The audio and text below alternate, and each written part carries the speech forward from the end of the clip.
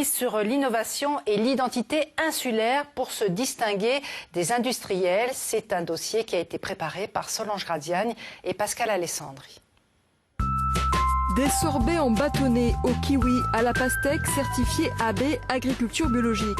Sans colorant, sans conservateur, ces glaces fabriquées en Corse, on le vend en poupe. C'est assez logique, elles comblent un vide sur le marché insulaire. Installé à Mauriagne, cet artisan va chercher ses fruits chez les producteurs de la plaine orientale. Les pastèques et les ananas sont importés toujours dans la catégorie bio. Je me suis dit pourquoi pas tenter un produit qualitatif en glace, en sorbet, à savoir qu'on fait uniquement des sorbets. Donc on ne travaille pas de lait, pas de crème, pas d'œufs. Et visiblement, c'est vrai que la clientèle en demande, donc nous on est sur le créneau et on ne lâchera rien. Une fois les fruits découpés, on les retrouve sous forme de purée. La préparation faite, l'artisan rajoute de l'eau et du sucre. À 25 ans, ce chef d'entreprise a testé les membres de sa famille, les amis, les commerçants, avant de réaliser les bons dosages.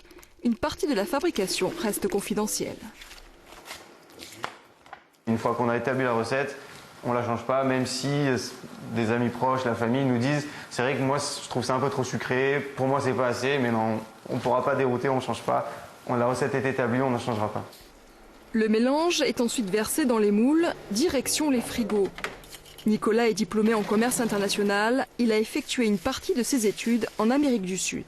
J'avais vu ce produit-là, donc je connaissais le produit en lui-même, c'est très répandu là-bas, et mon associé qui est brésilien, m'en a parlé et il m'a dit pourquoi pas se lancer là-dedans, on essaye, il n'y a pas ce produit-là aussi qualitatif donc, sur la Corse, sur la France, donc pourquoi pas essayer.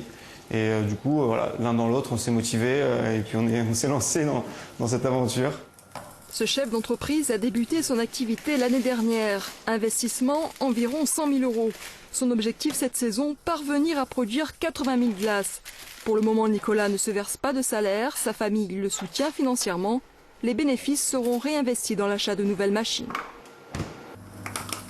Autre tentation gustative, les glaces d'un artisan du nez bio. Au menu, on trouve plusieurs parfums, de la rose, du pamplemousse, de la violette. Dans son laboratoire, Didier Paul y fait des recherches sur les saveurs du terroir. Le brooch ou la châtaigne, le cédrat, des produits haut de gamme qu'il a choisi de travailler en famille avec sa compagne. Sa passion, trouver et assembler de nouveaux parfums. J'ai fait déjà sur commande, il y a quelques jours à peine, une glace intéressante avec du romarin sauvage et je me suis régalé. Et les clients aussi, ce qui est toujours le but final, c'est de partager son plaisir. Et j'ai de grands projets, j'aimerais vraiment essayer de mettre en valeur une herbe, enfin un aromate que j'adore depuis toujours, qui est la nébida, et qui est trop peu connue et trop peu utilisée en Corse, même si tout le monde connaît le nom.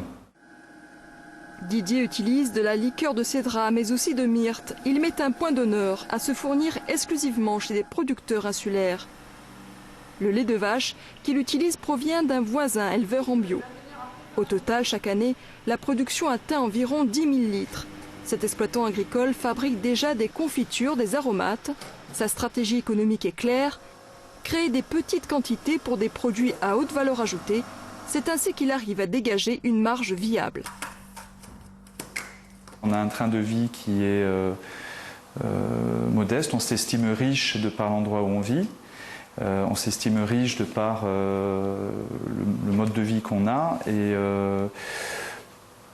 pour vivre en Corse dans le style de vie qui nous convient, on peut très bien en vivre avec ce métier-là en travaillant sur des petits volumes et de la qualité. Les glaces, une niche économique à creuser. La recherche de nouvelles saveurs reste le meilleur moyen de se distinguer sur le marché. Nourriture